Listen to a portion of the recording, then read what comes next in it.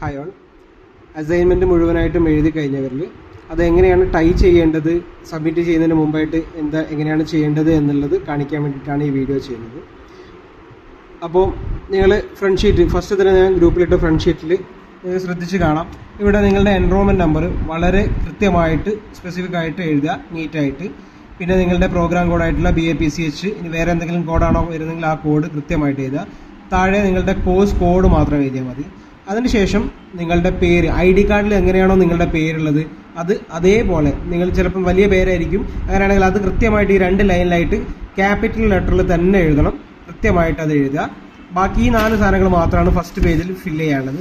അതിനുശേഷം ഇതിൻ്റെ 2 കോപ്പിയാണ്, ഇവാലുവേഷൻ ഷീറ്റിന് 2 കോപ്പിയാണ് വേണ്ടത്. അതിനുശേഷം പേഴ്സണൽ ഡാറ്റ, 3ാമത്തെ ഷീറ്റായിട്ട് പേഴ്സണൽ ഡാറ്റ ഷീറ്റ്, അതിലും ഈ ഡീറ്റെയിൽസ് എല്ലാം വളരെ കൃത്യമായിട്ട് ഫില്ല് ചെയ്യുക. താഴെ നിങ്ങളുടെ സൈൻ ചെയ്യുക.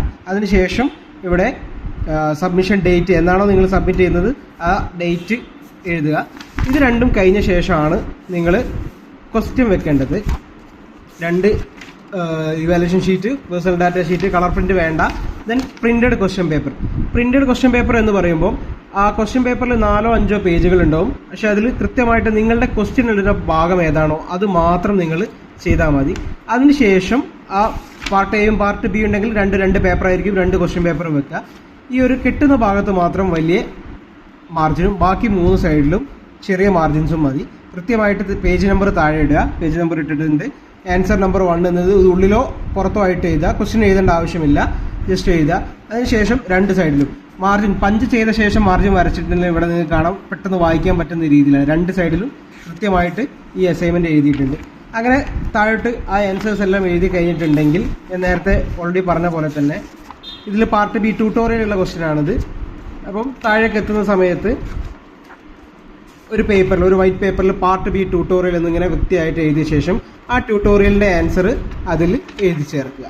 ആ ഒരു കുറച്ച് പേജുകൾ ഉണ്ടാവും. അത് എഴുതിയ ശേഷം വളരെ നീറ്റായിട്ട് ഈ ഒരു രീതിയിൽ കെട്ടിയ ശേഷം, വളരെ നീറ്റായിരിക്കണം, ടൈറ്റായിട്ടാണ് കെട്ടിയിട്ടുള്ളത്. അങ്ങനെ ഓരോ അസൈൻമെൻറ്റും വളരെ ഡീസൻ്റ് ആയിട്ട് ഇതിൽ കെട്ടിയിട്ടുണ്ട്. ആ കെട്ടിയ ശേഷം നിങ്ങൾ ഒരുമിച്ചാണ് സബ്മിറ്റ് ചെയ്യേണ്ടത്. ഇത്രയും കാര്യങ്ങൾ വളരെ നീറ്റായിട്ട് ശ്രദ്ധിച്ച് സബ്മിറ്റ് ചെയ്യണം. ഈ എഴുതിയ ശേഷം നിങ്ങൾ നിർബന്ധമായിട്ടും നിങ്ങൾ എന്ത് ചെയ്യണം, ഈ അസൈൻമെൻറ്റ് മുഴുവനായിട്ടും സ്കാൻ ചെയ്ത് PDF ഫയലായിട്ട് കീപ്പ് ചെയ്ത് വെക്കണം, നിർബന്ധമാണ്.